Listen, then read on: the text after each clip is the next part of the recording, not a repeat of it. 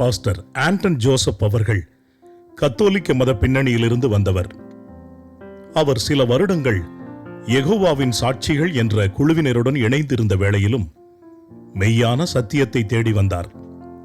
1987 கர்த்தருடைய பெரிதான கிருபையினால் ரட்சிப்படையவும் பின்னர் தேவனுடைய அழைப்பை பெற்று மியோஸ் சுவிசேஷ ஸ்தாபனத்தில் இணைந்து 1992 முதல் 2025 வரை மிஷனரியாக தமிழ் மக்கள் மத்தியில் இறைப்பணியாற்றவும் கிருபை பெற்றார்.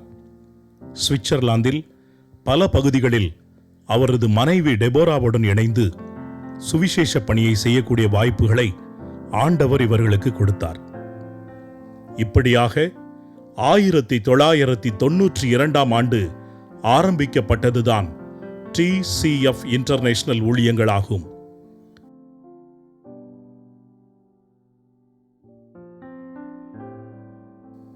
TBC வானொலி மற்றும் ஹோலி காட் ஸ்வர்கா தொலைக்காட்சிகள் வழியாகவும் இறைப்பணி செய்யப்படுகின்றது.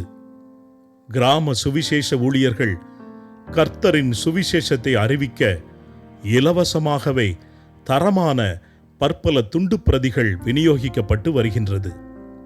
தேவனுடைய ஏவுதலினால் எழுதப்பட்ட ஆவிக்குரிய புத்தகங்கள் நல்ல போதனைகளை தமிழ் கிறிஸ்தவ உலகிற்கு கொடுத்துள்ளது. தேவனுடைய நாமத்தை மகிமைப்படுத்தும் பல பாடல்கள் எழுதப்பட்டு ஒலி நாடாக்கள் CD வடிவில் வெளியீடு செய்யப்பட்டது. மலையக மக்களின் வாழ்க்கையை எவரும் எளிதாக புரிந்து கொள்ளும்படியான வெளியிடப்பட்ட வீடியோ திரைப்படம் பெரிதான வரவேற்பை பெற்றது. குறைவுகளின் மத்தியில் தேவையில் தவிக்கும் மனிதர்களுக்கு உதவிக்கரம் நீட்டும் சகாய பணிகள் தீவிரமாக செய்யப்படுகிறது. சர்வதேச போதகர்கள் மாநாடுகள் மூலம் ஊழியர்களை உற்சாகப்படுத்தி ஆசீர்வதிப்பது கர்த்தர் கொடுத்த தரிசனமாகும். பிரே ஃபார் ஜூரிச் ஜெபக்கூட்டங்கள் மூலம் சுவிஸ் மக்களை இணைத்து தேசத்திற்காக ஜெபிப்பது சுவிஸ் மக்கள் மத்தியில் நற்சாட்சி விளங்கச் செய்கிறது. பிளாட்ஸ் ஸ்பிட்ஸ் மைதானத்தில் திறந்த வெளி கூட்டங்கள் மூலம் சூரிச் நகரத்திற்கு செய்யும் இறைப்பணி பெரிதான ஆசீர்வாதமாகும். மார்ச் ஃபார் லைஃப் கூட்டங்களில் இணைந்து பணியாற்றி கருக்கலைப்பை தவறு என தைரியமாக பறைசாற்றுதல் சுவிஸ் மக்கள் மத்தியில் நன்மதிப்பை உருவாக்குகிறது. லைஃப் ஆன் ஸ்டேஜ் சுவிஸ் சுவிசேஷ பணிகளில் அங்கம் வகித்தல்.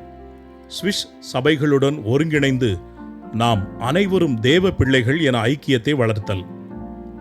பல சுவிஸ் ஸ்தாபனங்களுடன் இணைந்து இறைப்பணி செய்தல். சுவிட்சர்லாந்தில் EVP கிறிஸ்தவ அரசியல் கட்சியுடன் இணைந்து கிறிஸ்தவ உரிமைகள் மதிக்கப்பட செயலாற்றுதல்.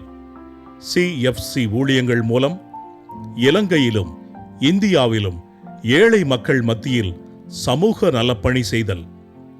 VFCF என்ற ஸ்தாபனம் மூலம் கிறிஸ்தவர்கள் தாக்கப்படும் போது நீதிக்காக குரல் கொடுத்தல். இலங்கை மற்றும் இந்தியாவில் சபைகளை நிறுவி இறைப்பணி செய்தல். சர்வதேச ரீதியாக செய்யப்படும் பலவித இறைப்பணிகள். TCF இன்டர்நேஷனல் ஊழியங்கள் மூலம் இத்தனை பணிகளையும் செய்வதற்கு ஆண்டவர் பாராட்டிய கிருபைகளுக்காக தேவனுக்கே மகிமை உண்டாவதாக.